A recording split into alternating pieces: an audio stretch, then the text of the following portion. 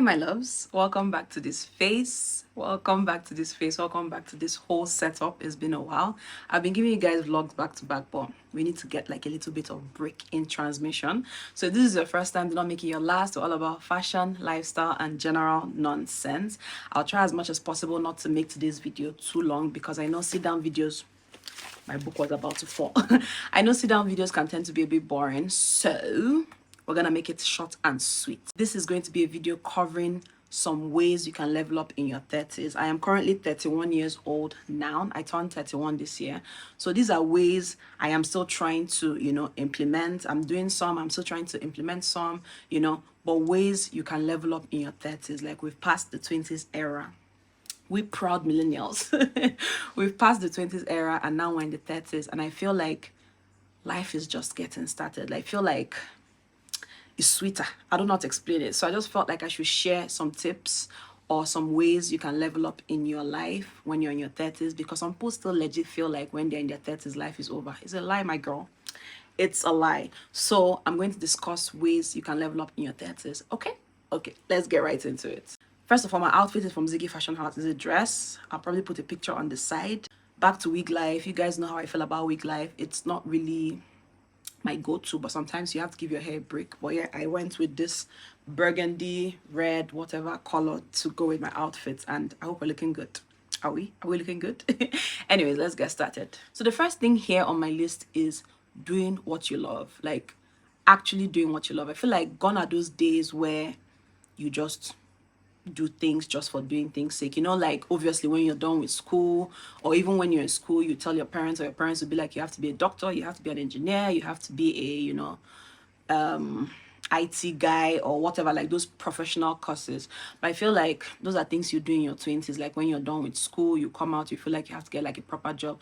And even Nigeria has even had a way to make it harder for us to get those professional typical jobs. And now people are doing like things that are not conventional anymore. But so long as it's making you happy, I think the most important thing is just doing stuff that makes you happy. Like in your 30s, I don't think it's the right time to be stuck in a job or stuck in a place where you're not happy. You hate your boss, you hate going to work every single day, like it's depressing, you dread it. So why are you doing it? I'm not encouraging quitting your job without having any plan B, but if you have the opportunity, or if you have that voice in your head that's been telling you, do you know what, you're not happy here, you're not happy here, you can quit and do this. Listen to that voice, because life is too short, and your 30s is like the best time to say, do you know what, I have tried this. Obviously, if you've tried that before and you know it's not working out for you, be like, okay, I've tried this, let me do something else. Like I need to try other things that I am good at, right? And so long as it's giving you money, because I cannot be here preaching, go and do what you enjoy and you're broke.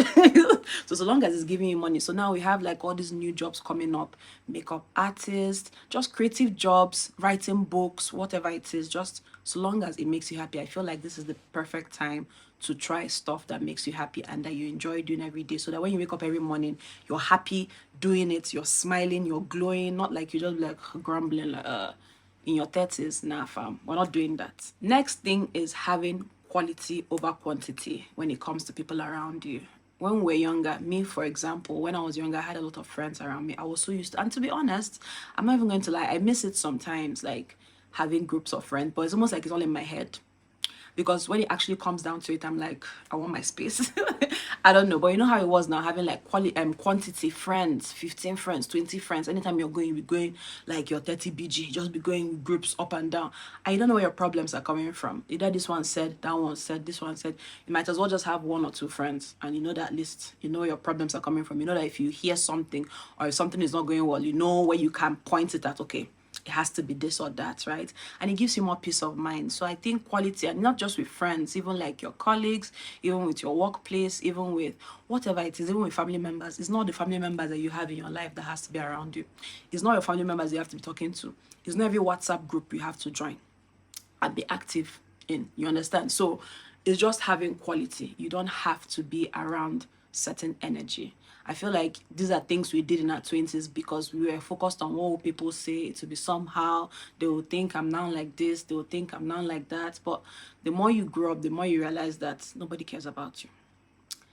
Really, nobody really cares about you. So it's just about making sure you're surrounded by people that give you positive vibes, positive energy, push you up, make sure you're rising and not pushing you down and trying to, dampen your light and dim your light. Sorry, I said dampen your light. Dim your light, but want it to shine bright like a diamond. Next one is being kind. I feel like the mean girl era is long over. Like, let's stop all of that. Being a mean girl, insulting people, being a snob to people, looking down on people. Like, we're done with all of that. Those are things we're doing in like secondary school, where you have your group of girls and be doing all those kind of things. But when you just get older, in your 30s, the mean girl era is over. You have to be kind to yourself. You have to be kind to people. All these mean comments, insulting people about the way they look, saying things that is definitely going to hurt the person.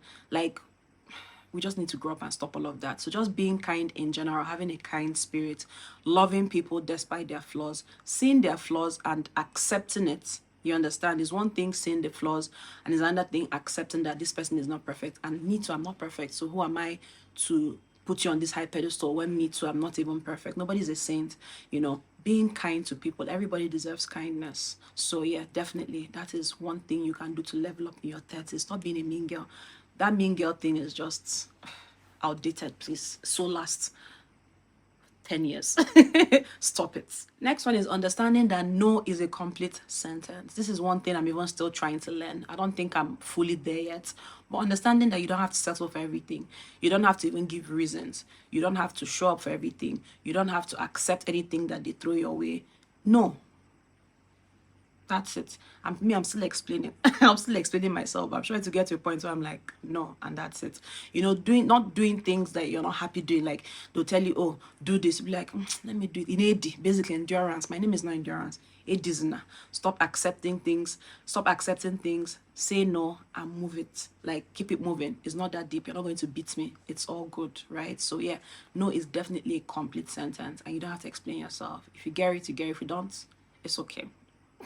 It's okay. Next one is for my wives and my mothers out there. And to be honest, most of us are married like in our 30s now. But I don't know, most married women are in their 30s, right? So yeah, if you're married basically and you have kids, this point is more targeted towards us or you guys, because it's basically making sure you're completely happy in your marriage and being a mother, because you cannot pour from an empty cup.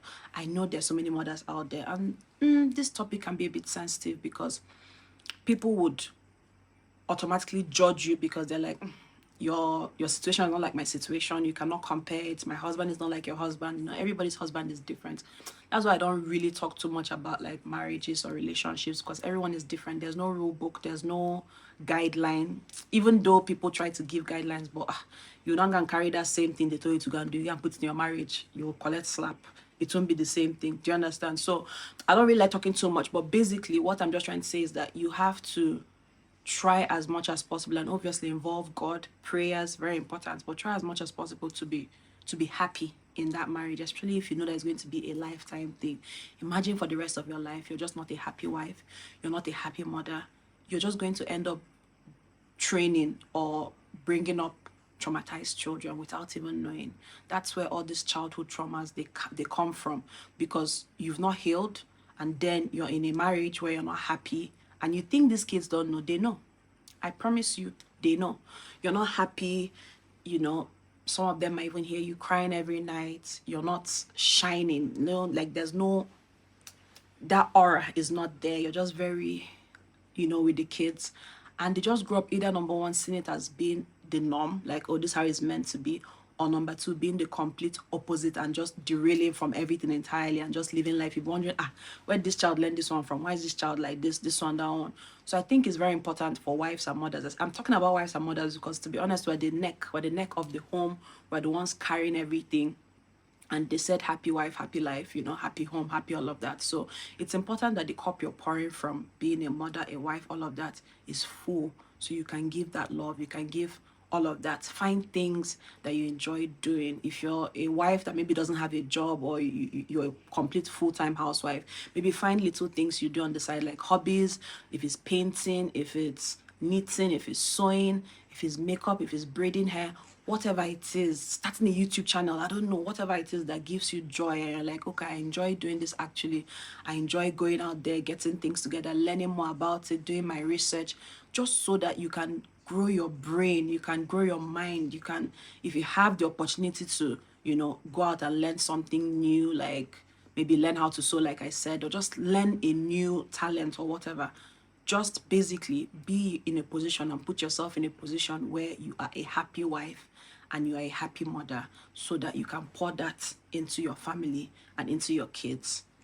I think that's a very important thing when you're in your 30s. It's no longer gonna those days where people just assume that the woman is meant to be a furniture, sitting over there, doing nothing, saying nothing, just be there. No, like, we've passed that. Do you understand? You have to be of value to yourself and to your kids and to your home. You can't just be there adding zero value to the world because you married and you gave birth. Okay, anybody can do it, your point. You know, you have to add something else to the world. You can't just be there wasting space.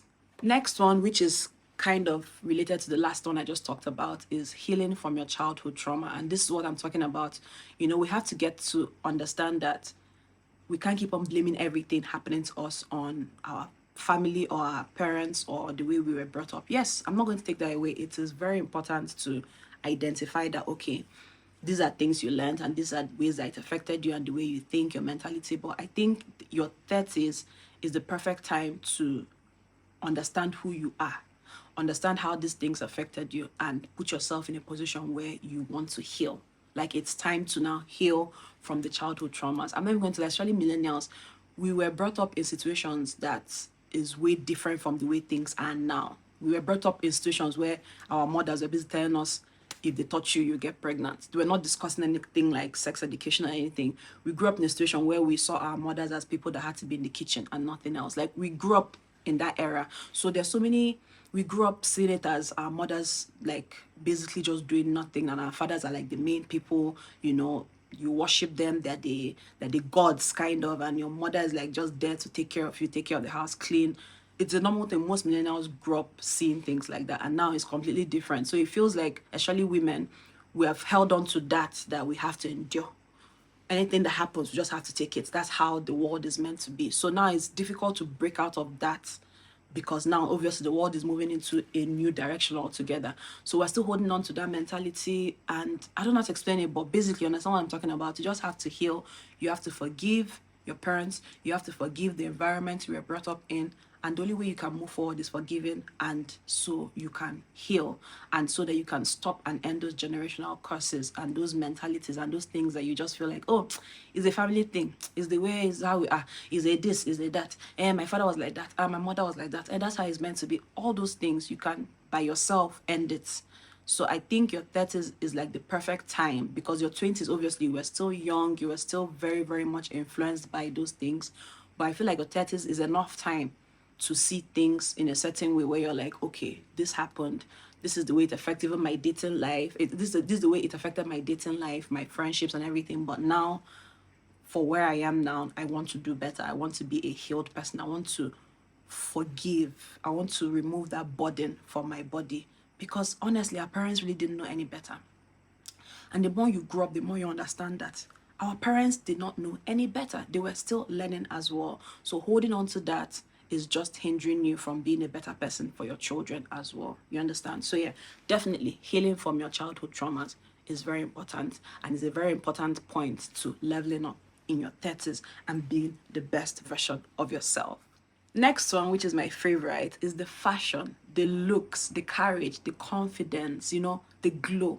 In your 30s, like I said, life is just getting started. You have to be able to have fun with the fashion, with the looks. You have to carry yourself well. You have to experiment with things. You have to not be scared of looking good, because that in your 30s doesn't mean your life is over. Doesn't mean that, oh, now you're married, you have children, that's the end for what. And that's the good thing I even like about this generation, or what is happening now with women. You see women in their 40s and they're hot.